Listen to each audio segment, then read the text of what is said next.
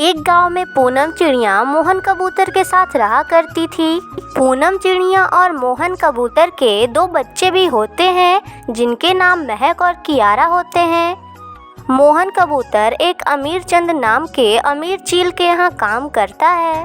तुम मेरे सभी नौकरों में से सबसे ईमानदार और सबसे वफादार नौकर हो और तुम मेरा सारा काम भी अच्छे से करते हो, विश्वसनीय भी हो। धन्यवाद तुम्हारा।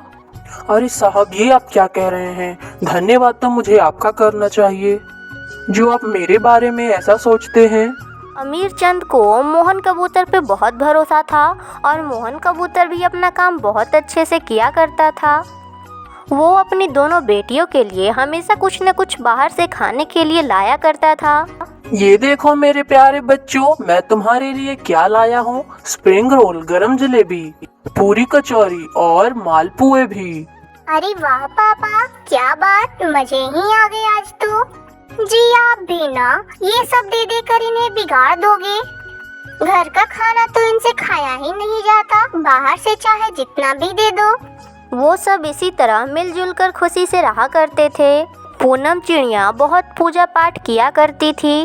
वो हर मंगलवार को पूरी सब्जी का भोग बनाकर देवी माँ को प्रसाद के रूप में चढ़ाती है और वहाँ के गरीबों को भी खिलाती है और सभी को उसके हाथ की बनी पूरी सब्जी बहुत ही ज़्यादा पसंद आती है। बेटिया पूनम, तुम्हारे हाथ की बनी पूरी सब्जी सभी लोगों को बहुत पसंद आती है। बिटिया, तुम हर हफ्ते ही बहुत सारा भोग बनाकर लाती हो और जरूरतमंद लोगों को भी बांटती हो। माँ दुर्गा तुम पर अपनी कृपा बनाए रखे। तुम सदा खुश रहो। धन्यवाद पंडित जी, आपका आशीर्वाद ऐसे ही सदा मेरे परिवार पर बना रहे। इसी तरह सब कुछ बहुत अच्छे से चल रहा होता है, लेकिन एक दिन अमीर चंद चील के यहाँ से 10 लाख रुपए की चोरी हो जाती है। अमीर चंद चील बहुत ज़्यादा घबरा जाता है और वो अपने सभी नौकरों से तलाशी लेने के लिए सभी को अपने पास बुलाता है और फिर अमीर चंद चील को मोहन के थैले से 5 लाख रुपए मिल जाते हैं। तब अमीर चंद चील मोहन कबूतर से कहता है, अरे मोहन मक्कार कहीं के, तूने मेरा पैसा चुराया। 10 लाख की जगह सिर्फ 5 लाख रुपए हैं और बता बाकी के 5 लाख कहाँ हैं मेरे? मैं तुम पर कितना विश्वास करता था, तुमने मेरे साथ ऐसा क्यों किया? तुम्हें पैसों की जरूरत थी तो तुम मुझसे कह देते, लेकिन तुम्हें ऐसा नहीं करना चाहिए था। आज तुमने मेरा भरोसा तोड़ दिया। साहब, मैंने कुछ नहीं किया, मेरा यकीन कीजिए, माता रानी की कसम, मैंने कुछ नहीं किया। मैंने कोई चोरी नहीं की। मेरे थैले में ये 5 लाख रुपए कहाँ से आए मुझे नहीं पता। मुझ पे भरोसा कीजिए साहब, मैं आपके हाथ जोड़ता हूँ। अब तो तुझे सजा मिल के रहेगी, तूने गुनाह किया है। जब पुलिस तुझसे पूछताछ करेगी तो बाकी के 5 लाख अपने आप निकल जाएंगे तेरे पास से ही। तुझे तो मैं अब बिल्कुल नहीं छोड़ूंगा। इतना कहकर वो पुलिस को फोन लगा देता है और पुलिस बेकसूर मोहन कबूतर को जेल में डाल देती है। जब मोहन की पत्नी पारुल चिड़िया को ये सब पता चलता है तो वो फौरन उसके पास जाती है और कहती है, आप बिल्कुल भी चिंता मत कीजिए, मैं जानती हूँ आप निर्दोष हैं और देवी माँ भी ये जानती है, तो आप बिल्कुल भी चिंता ना करें। मैं पूरी कोशिश करूँगी आपको जेल से बाहर निकलवाने की। अब कुछ नहीं हो सकता पूनम, तुम कियारा और महक का ध्यान रखना। आखिर मेरी गलती क्या थी? मैंने तो हमेशा ईमानदारी और वफादारी से काम किया है। मैंने कहा ना आपसे अब चिंता मत कीजिए, कहा ना मैंने आपसे, आपकी ये बीवी सब ठीक कर देगी। पूनम चिड़िया फिर से मंदिर जाती है और अम्बे माँ से प्रार्थना करती है, माँ, मैं और आप दोनों ही जानते हैं मोहन जी ऐसी गलती कभी नहीं कर सकते। मुझे अपने पति को निर्दोष साबित करने में आपकी मदद चाहिए अम्बे माँ, और आपको मेरा साथ देना ही होगा। पूनम चिड़िया वकील से बात करने जाती है, तभी वो सोचती है, हे अम्बे माँ, ये तो मैंने सोचा ही नहीं, वकील से बात करने के लिए भी पैसे चाहिए होंगे, इसके बारे में तो मैंने सोचा ही नहीं। अब मैं वकील के लिए पैसे कहाँ से लाऊं? तभी महक और कियारा अपनी अपनी गुल्लकें लेकर आती है और अपने मासूम हाथों से देते हुए कहती है, माँ, आप इसमें से सारे पैसे ले लो, हम जानते हैं कि पापा बेकसूर है और पापा को जेल से घर ले आओ। हमें पता है पापा को पुलिस अंकल पकड़ कर ले गए हैं। हम जानते हैं कि हमारे पापा निर्दोष हैं। हमारे पापा कभी कोई ऐसा काम नहीं करेंगे क्योंकि वो हमारे पापा हैं।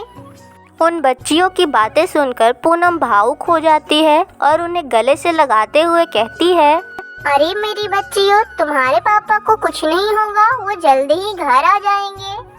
लेकिन अभी भी पूनम पैसों को लेकर बहुत चिंतित होती है। वो पैसों के लिए बहुत सारे लोगों से मदद मांगती है, लेकिन उसकी मदद कोई भी नहीं करता। वो हार कर एक पेड़ के नीचे बैठ जाती है। तभी उसके मन में एक विचार आता है। मैं पूरी सब्जी बनाकर अम्बे माँ को भोग लगाती हूँ और अम्बे माँ की कृपा से सबको बहुत अच्छी भी लगती है। क्यों ना मैं एक पूरी सब्जी की दुकान लगाऊं और उससे जो पैसे आएंगे उसी से एक वकील हायर कर लूंगी। हाँ, यही सही रहेगा। ऐसा करके ही मैं उन्हें बचा सकती हूँ। फिर पूनम चिड़िया ठेली लगाने लगती है। उसने ठेली लगाया ही था कि कुछ देर बाद उसकी ठेली पर बहुत ज़्यादा भीड़ हो जाती है। लोग पूनम के हाथों की पूरी सब्जी की तारीफ करते नहीं थकते। वो बड़े चाव से खाते और बोलते, आहा, पूनम बहन, एकदम लाजवाब बनी है पूरी सब्जी। हाँ, तुम्हारे हाथों में तो जादू है भाई। साक्षात अन्नपूर्णा का आशीर्वाद है तुम पर। धन्यवाद। इस तरह से पूनम बहुत सारे पैसे कमा लेती है और एक हफ्ते के अंदर एक लॉयर को हायर कर लेती है। अदालत की कार्रवाई शुरू की जाए। माफी चाहता हूँ माय सर, लेकिन अमीर चंद जी अभी तक कोर्ट में नहीं आए हैं। तभी अमीर चंद जी वहाँ पे आ जाते हैं और बोलते हैं, नहीं जज साहब, ये चोर नहीं है। मोहन तो बेगुनाह है। ये लीजिए पेन ड्राइव, इसमें सब कुछ कैद है। मेरे कमरे में खुफिया कैमरा भी लगा हुआ है। ये रिकॉर्डिंग उसी की ही है। मैंने इस कैमरे को चेक किया तो सारी सच्चाई मेरी आंखों के सामने आ गई। फिर लॉयर और जज जब वो वीडियो देखते हैं तो उन्हें मालूम पड़ता है कि चोर मोहन कबूतर नहीं बल्कि अमीर चंद का एक नौकर लखन होता है, जिसने पकड़े जाने के डर से 5 लाख मोहन की थैली में डाल दिए थे। जिसके बाद कोर्ट केस को खारिज कर देती है और मोहन कबूतर को रिहा करने का आदेश देती है। मुझे माफ कर दो मोहन, जाने क्या क्या कह दिया तुमसे। मेरे कारण तुम्हें जेल में 1 हफ्ते तक रहना पड़ा, जबकि तुम निर्दोष थे। दुनिया में तुम जैसा कोई नहीं है। तुम अच्छे हो मोहन। सच्ची ईमानदारी तो आपने दिखाई है साहब, लास्ट मौके पर आकर सच को सबके सामने लाने की। आखिर माँ अम्बे ने सब कुछ ठीक ही कर दिया। जय अम्बे माँ। फिर अमीर चंद, चील और मोहन फिर से काम करने लगते हैं।